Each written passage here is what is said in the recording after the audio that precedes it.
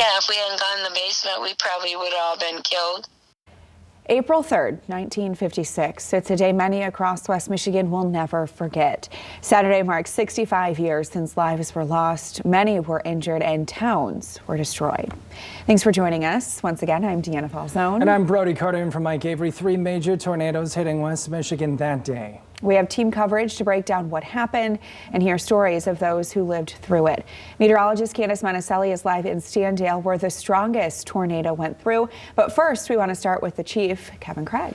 Guys, thank you very much and good morning, everybody. This was actually a 2-day event from April 2nd through the 3rd. It was the 3rd that really impacted West Michigan. A tornado outbreak, 47 tornadoes, and one of 2 F5s to ever hit the state of Michigan occurred on that day for us. This is what the weather map would have looked like. Here is Michigan here. Off to the west here, this big low pressure area, and you can see these lines. Those are isobars. We had a very good wind field. We had upper level support from our jet stream up around 30,000 feet.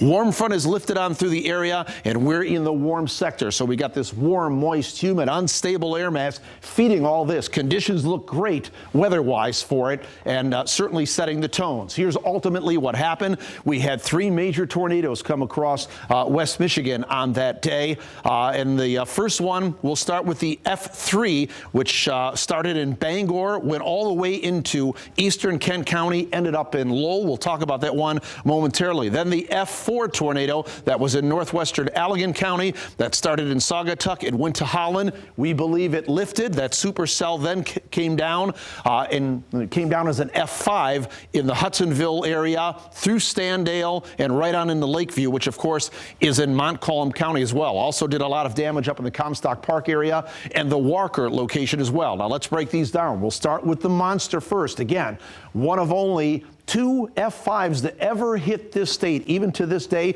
The other one was the Flint Beecher tornado that occurred 3 years before that in 1953. That F5 had a track of 48 miles. So from here all the way through Kent County and into Montcalm County, 400 yards wide. That's the width of 4 football fields, 260-mile-per-hour winds and stronger. That one resulted in 17 deaths. Then the F4 that preceded that, a 9-mile length, 100 yards wide, 210-mile-per-hour winds, no deaths there. And then the one across our southern counties, that F3 tornado, 55 miles long, 150-yard width, and 160-mile plus wind. So an incredible situation here and an incredible devastating day. Meteorologist Candace Monticelli continues our coverage. She joins us live now from Standale, where one of those strongest tornadoes moved through that area right here in West Michigan. Candace?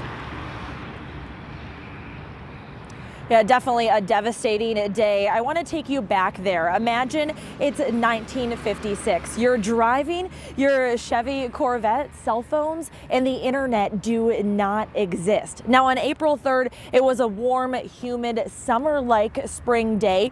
But within a matter of seconds, imagine your home, your town, your neighborhood being unrecognizable and completely destroyed.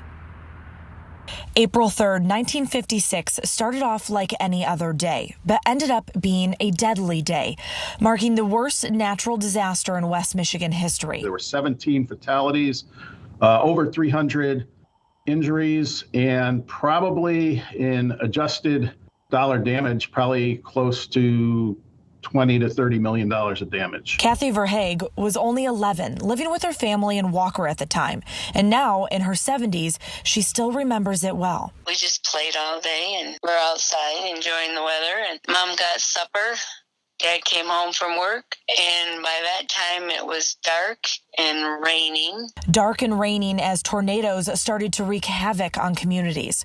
4 strong tornadoes in total touched down that day, with 3 moving through West Michigan, from Saugatuck to Holland, Bangor to Lowell, and the strongest possible tornado, an F5, moving from Hudsonville to Lakeview. When I say very strong tornadoes, the kind that can destroy entire neighborhoods, just level houses, sweep away the debris, the kind that you see in Oklahoma and down south, and that type of damage. It was like a freight train going right through your house. A lot of noise, and all I remember is I was screaming at the top of my lungs, and I didn't even hear it.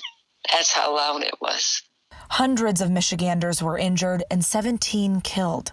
Many weren't so lucky and didn't receive a warning in time, getting caught in cars, stuck at the store, or worse, unknowingly driving into the storm.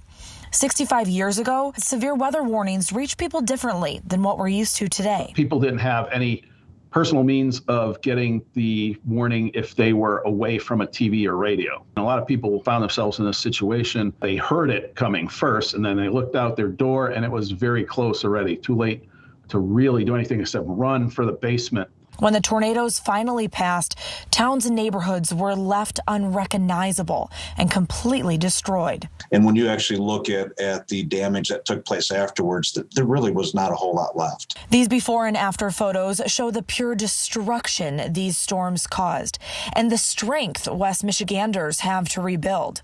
Some of the hardest hit areas were Standell, Walker, Hudsonville, and Comstock Park. Standell had a thriving business district, booming with stores that the city of Walker's current mayor, Gary Carey Jr., says took 30 years to develop and seconds to destroy. But when you look at that from a city leader's perspective, and you look at what it did to that business district that was thriving, Standell never fully recovered. It's reinvented itself, and it is now a thriving, booming retail and commercial district. Standell was never quite the same, but years of reinventing itself, the town finally bounced back, and so did numerous other communities and neighborhoods, rebuilding and thriving once again. My dad rebuilt the house right back on the same foundation. People built back their homes and towns stronger and better than ever. Now, decades later, we remember the tragedy of those tornadoes and remind future generations it can happen here, and we need to be prepared. I think there's an obligation for those of us that have maybe been through this before to make sure that our younger generations understand, hey, this is real. This is not just something you watch on the Weather Channel. This is a very real thing, and if it comes through, it could be a matter of life or death if you do things the right way. Since 1977, we have had 0 violent tornadoes come through West Michigan. That's a drought going on 43 years. We've just been lucky. That's what it boils down to, and they will happen again. It's just a question of when. It could be this year. It could be another 10 years. We don't know. But they happened here, and they will happen here again.